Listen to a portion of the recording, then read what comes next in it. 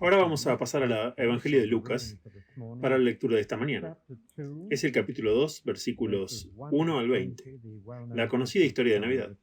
Lucas capítulo 2, versículos 1 al 20. Van a encontrar una copia del Evangelio de Lucas con una cubierta azul justo enfrente de ustedes.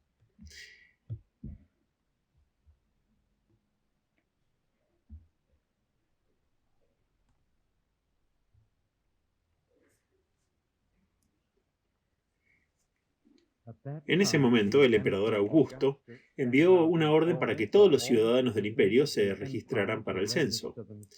Cuando este primer censo tuvo lugar, Quirinio era el gobernador de Siria, y entonces todos fueron a registrarse a su ciudad de origen. José fue a la ciudad de Nazaret, en Galilea, a Judea, a la ciudad llamada Belén, donde nació el rey David.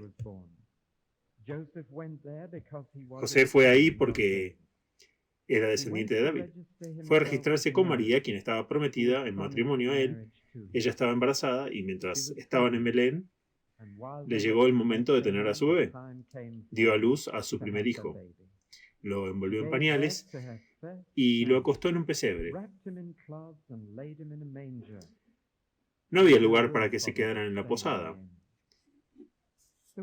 Había unos pastores en esa parte del país que pasaban la noche en el campo, cuidando de sus rebaños. Un ángel del Señor les apareció y la gloria del Señor brilló sobre ellos. Tenían mucho miedo, pero el ángel les dijo: "No teman, estoy aquí con buenas noticias para ustedes, que traerán una gran alegría a toda la gente. Este mismo día, en la ciudad de David, nació su Salvador, Cristo el Señor. Lo que se los demostrará es que encontrarán un bebé envuelto en ropa y acostado en un pesebre". De pronto apareció un gran ejército de ángeles celestiales con el ángel cantando alabanzas a Dios. Gloria a Dios en las alturas del cielo y paz en la tierra a aquellos con quienes está complacido. Cuando los ángeles se fueron de ellos y de regreso al cielo, los pastores se dijeron unos a otros: "Vayamos a Belén y veamos esto que ha sucedido que el Señor nos ha dicho". Así que se apresuraron y encontraron a María y José, y vieron al bebé acostado en un pesebre. Cuando los pastores lo vieron, les contaron lo que el ángel había dicho sobre este niño, y todo quien escuchó esto se llenó de asombro por lo que los pastores le dijeron. María recordó todas estas cosas y pensó profundamente en ellas. Los pastores volvieron cantando alabanzas a Dios por todo lo que habían visto y oído. Había sido tal como el ángel les había dicho.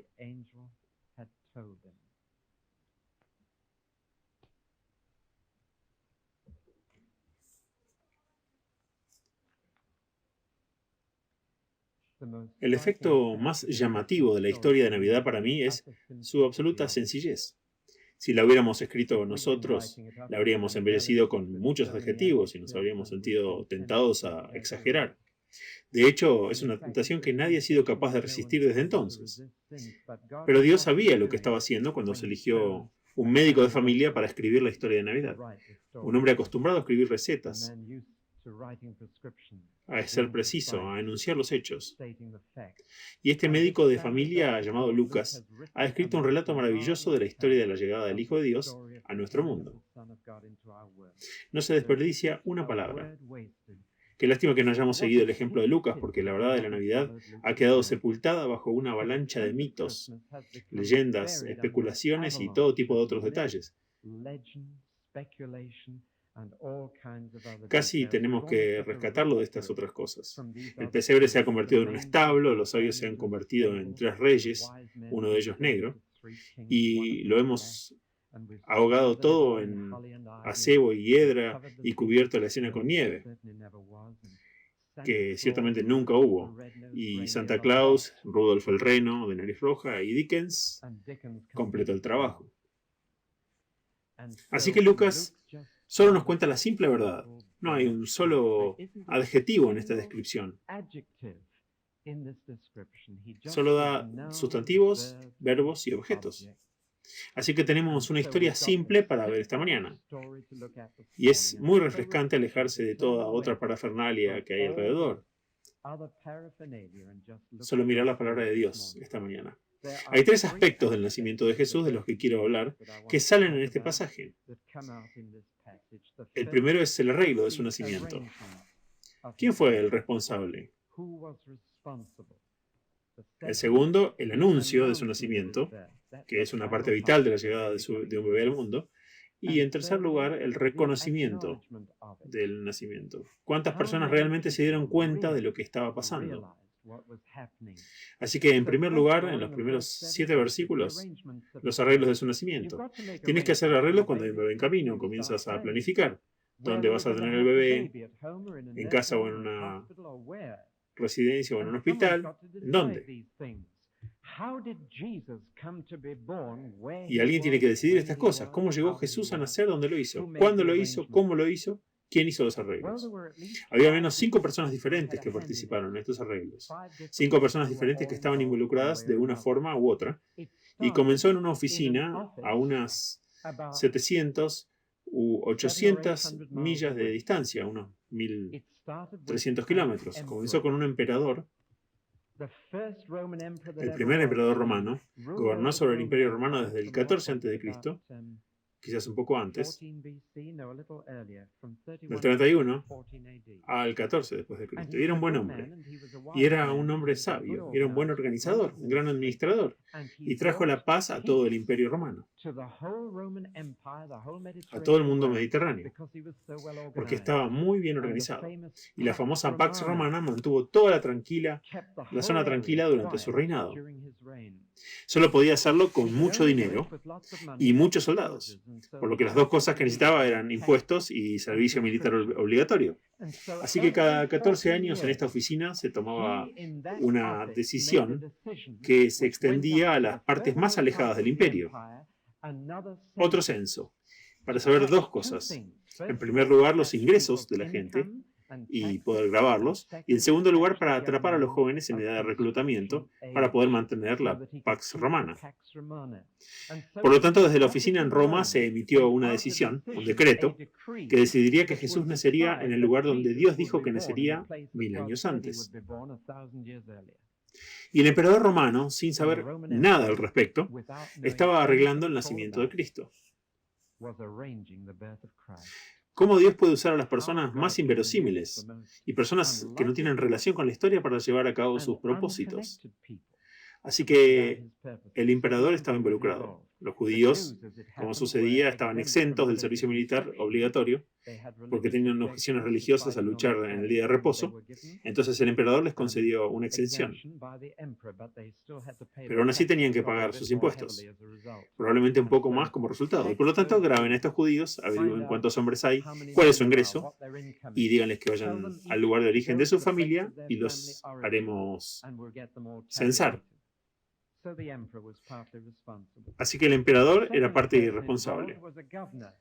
La segunda persona involucrada era un gobernador romano, en ese extremo oriental del Mediterráneo que cuidaba de Siria y lo que más tarde llamamos Palestina. Quiriño era su nombre, responsable de la gobernación desde aproximadamente el 10 a.C. y luego hasta el final o después del nacimiento de Cristo. Herodes era el gobernante nominal, pero Quiriño era el poder romano detrás del trono. Era del tipo Henry Kissinger de la época. Y Quiriño dijo en el censo: debemos saber los nombres de todos. Debemos saber cuál es su propiedad. Debemos conocer su ocupación. Debemos saber sus parientes o relaciones. ¿Se dan cuenta de que la primera vez que se escribió el nombre de Jesús en la tierra no estaba escrito en la Biblia, sino en los registros romanos de ese día?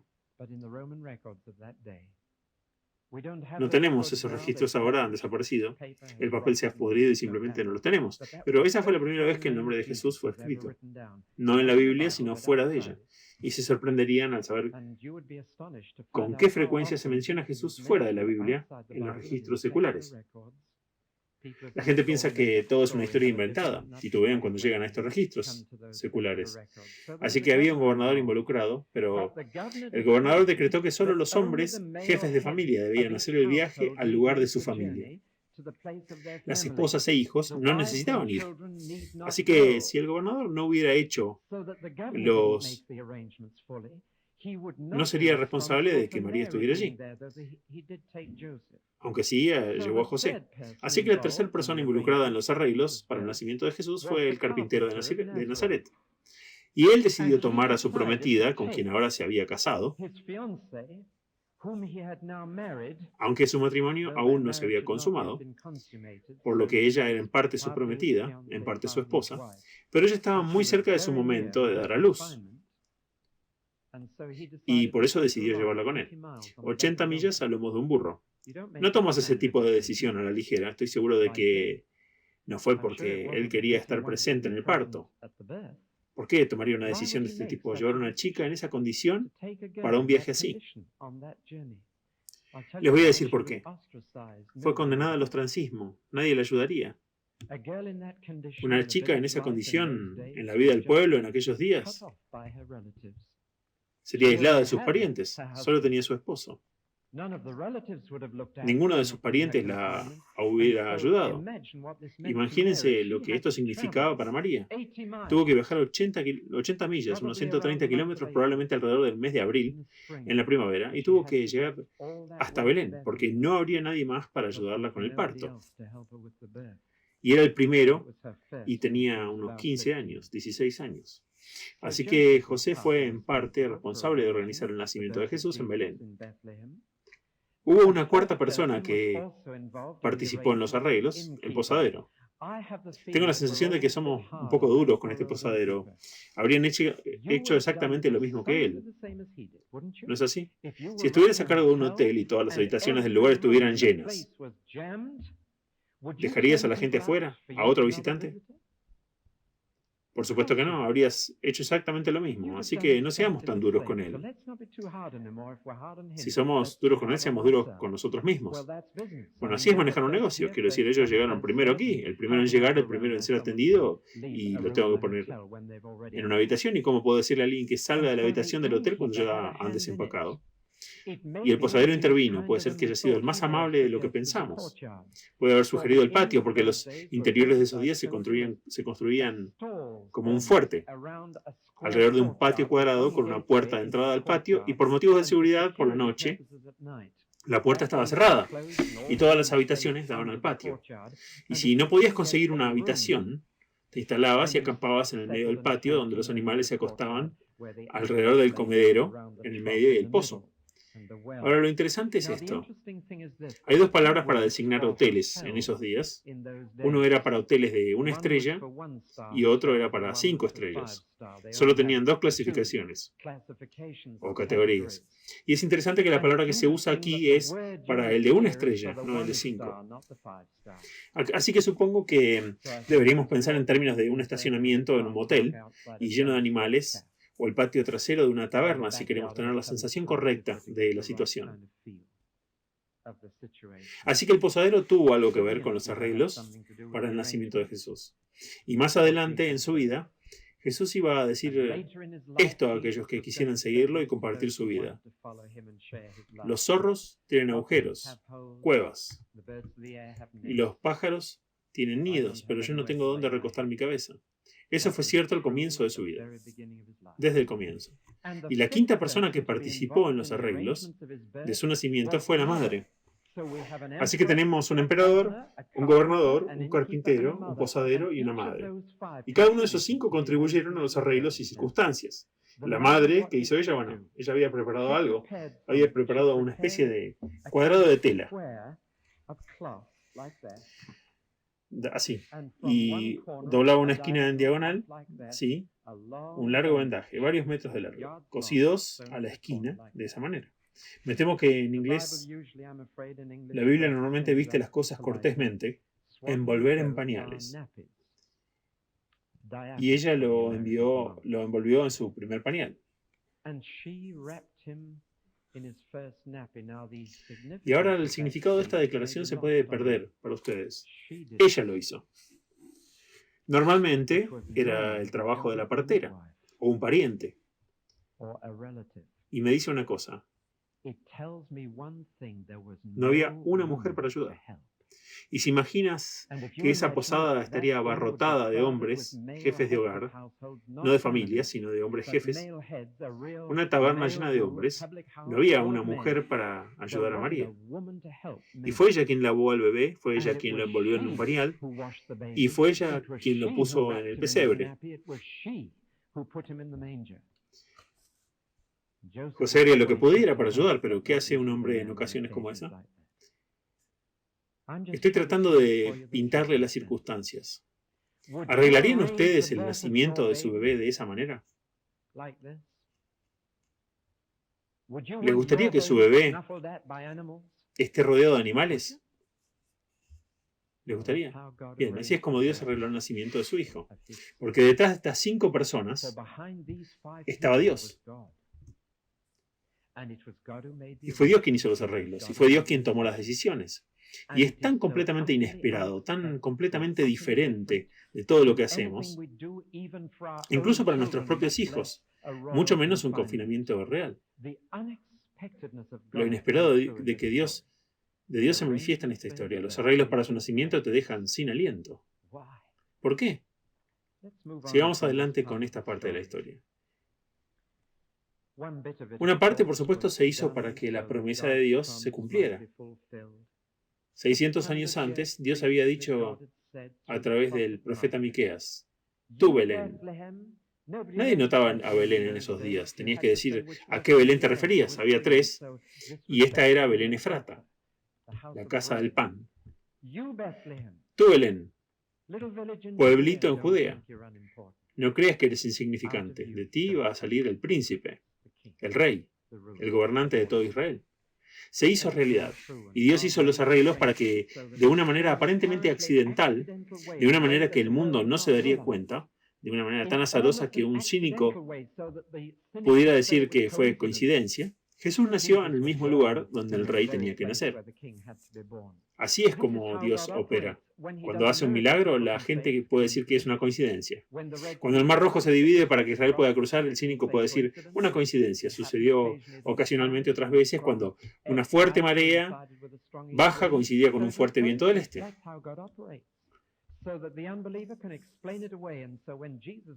Así que fue una coincidencia. Así es como Dios opera para que el incrédulo pueda explicarlo. Y entonces cuando Jesús nació en Belén, para el creyente esto es una prueba de que es el Hijo de Dios, pero para el incrédulo él simplemente dice fue accidental. Fue un emperador y un gobernador y un carpintero. No era Dios. Por eso tanta gente hoy no ve lo que Dios está haciendo hoy. Lo descartan como un accidente o una coincidencia, pero Dios está manejando los asuntos de los hombres y cumpliendo su propósito, y el creyente lo sabe.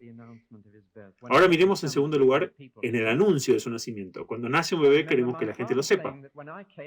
Recuerdo que mi padre dijo que cuando yo vine, nací, se preguntaba por qué el conductor del autobús no le preguntaba cuando se subía al autobús.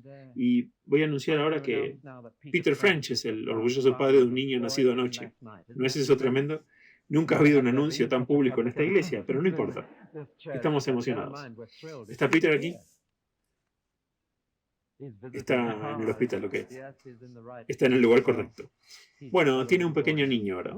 Queremos que la gente sepa. Enviamos tarjetas, lo publicamos en los periódicos. Queremos que la gente sepa. Por supuesto que queremos. Son buenas noticias.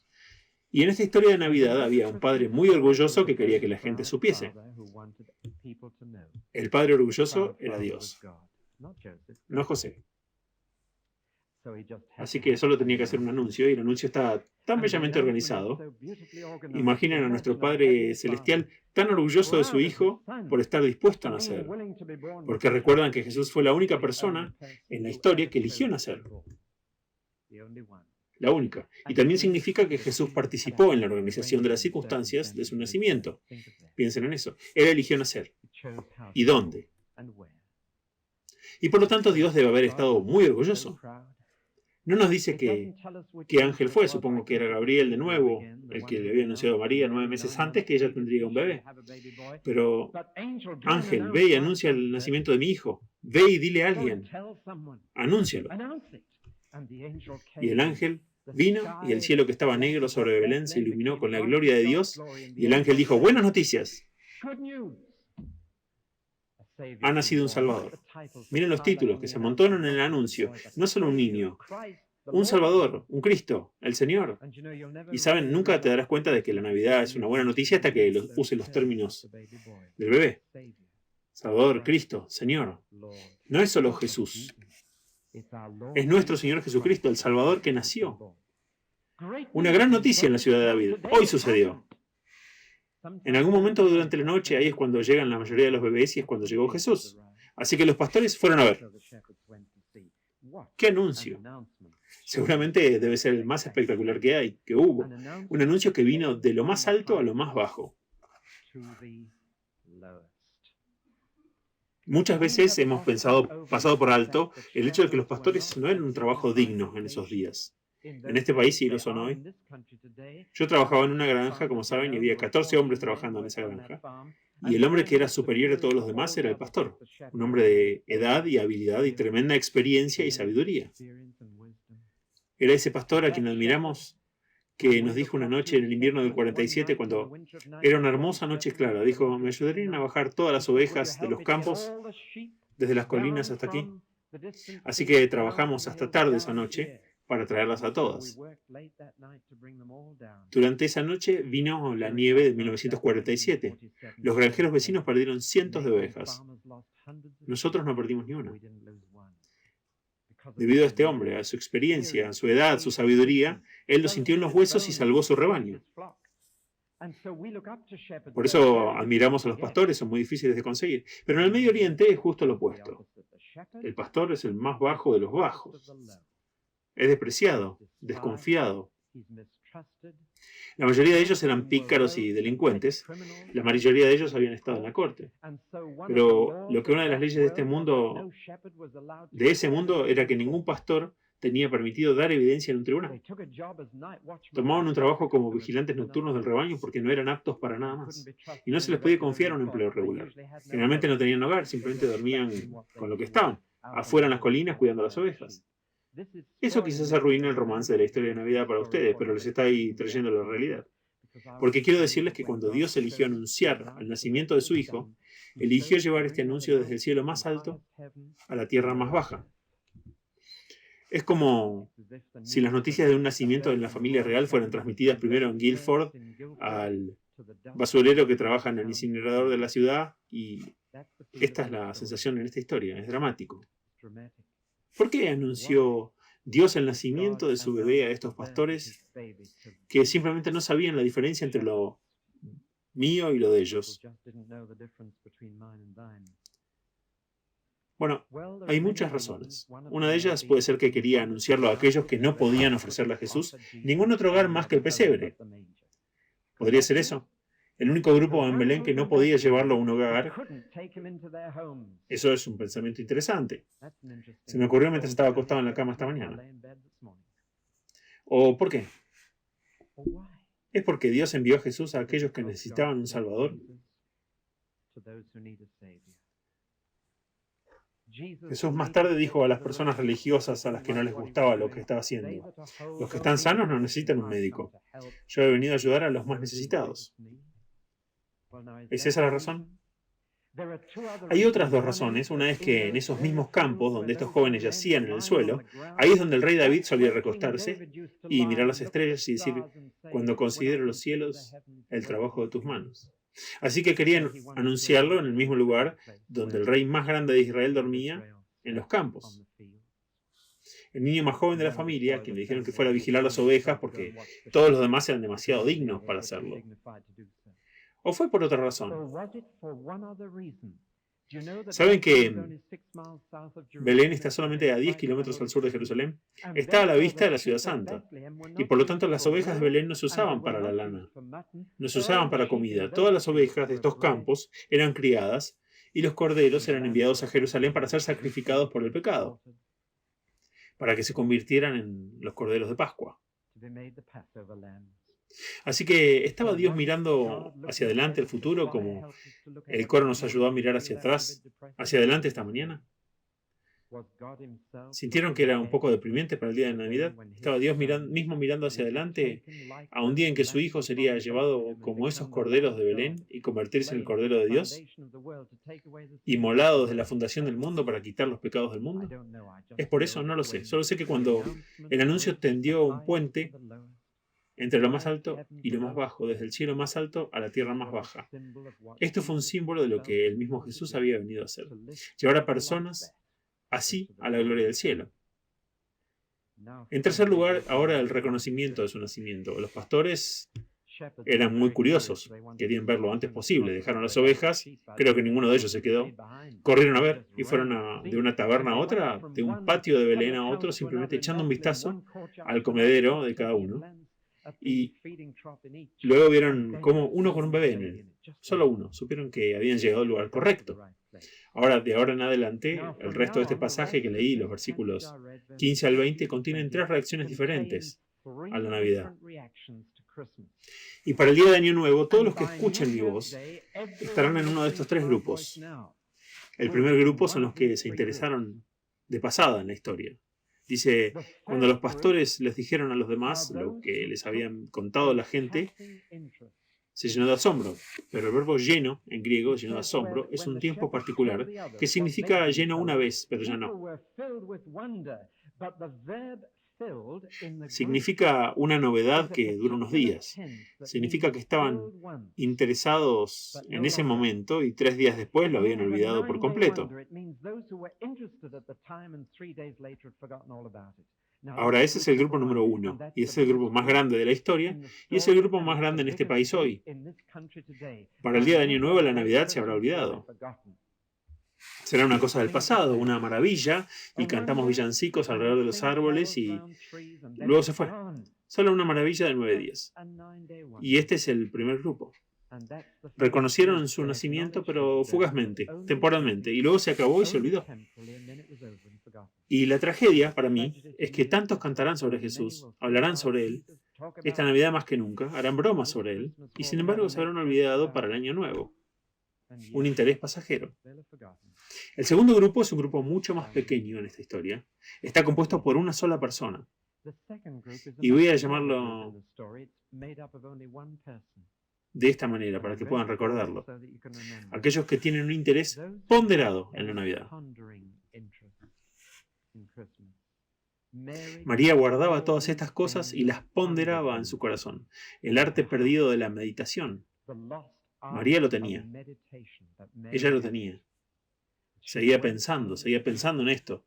Si tomas uno de esos calendarios, seguirán pensando en el significado de Navidad cada vez que lo mires. Ella guardaba todas estas cosas en su corazón. De ahí el médico de cabecera obtuvo los detalles, años después. Pero ella reflexionó sobre ellos, siguió pensando en ellos. Gracias a Dios que habrá algunas personas esta Navidad, quizás sea un grupo pequeño, pero habrá algunas personas que seguirán pensando en esto después. Y estarán perturbadas, conmovidas por el Espíritu de Dios, que luego seguirán pensando en ello. Y de eso vendrán buenos frutos. Y el tercer grupo en esta historia, y con esto vamos a cerrar, son aquellos con un interés de alabanza. Los pastores volvieron a su trabajo, volvieron a la ronda diaria, volvieron a la tarea común, volvieron a los campos, regresaron a la oficina, regresaron a la tienda. ¿Y cómo fueron? ¿Con resaca? No. Van a conocer a algunas personas en la oficina la próxima vez que regresen y dicen, madre mía, qué Navidad. Pero algunos volverán a trabajar alabando a Dios. Y seguirán alabando a Dios y su interés es el de la alabanza. Oh Dios, que alguna vez pensaste que enviaste a tu Hijo a nuestro mundo sucio para limpiarlo. Alabado sea Dios. Y ese es el interés de la alabanza. Mi última palabra es esta. Me sorprende una vez más el hecho de que Dios no se impone a sí mismo a la gente. Venía de tal manera que la mayoría podía sentir la maravilla de ella y olvidarse. Viene hoy en día todavía en voz tan baja que la gente lo puede olvidar el día de la próxima distracción. Volver a su trabajo y no tener otro pensamiento acerca de Jesús. Nunca se impone ante nadie. ¡Qué increíble! Pero les digo esto. No será así la segunda vez que venga Jesús. Vendrá la segunda vez no en silencio o desamparado como un pequeño bebé. Vendrá en gloria, en juicio, y cada rodilla se tendrá que doblar entonces. ¿Cómo se va a sentir el posadero ese día? ¿Cómo se sentirán los demás en Belén ese día? Si lo hubieran sabido, habrían abierto su mejor dormitorio, pero no se molestaron. Y Jesús no quería un trato especial y nunca lo pidió en toda su vida.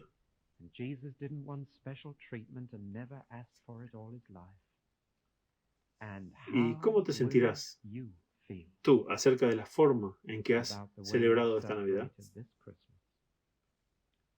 Oremos.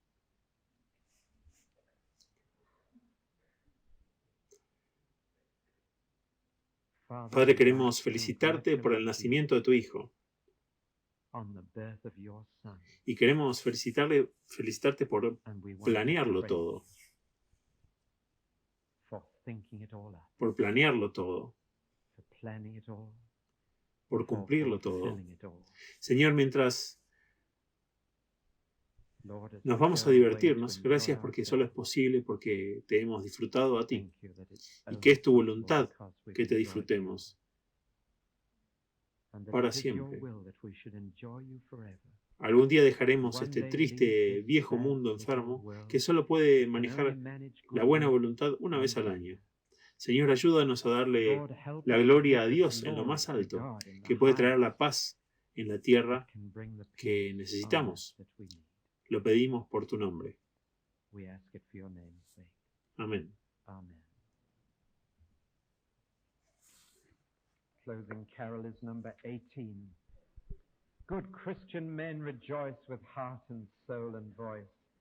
Give ye heed to what we say. News, news, Jesus Christ is born today. Number 18.